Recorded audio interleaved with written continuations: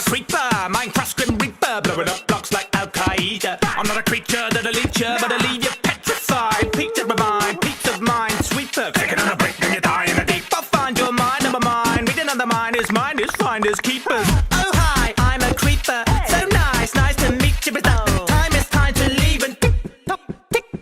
Boom, boom, boom. I can't stop singing this bloody tune. It's gonna make my brain go boom, boom. I can't stop singing this bloody tune. I do what I wanna, Riverside mama. Tick, I'm a suicide bomber. I take control and I'm gonna leave a gaping hole. Belladonna, that'll take its toll when I'm on a quest to invade, detonate your souls. This is like a lemonade blow.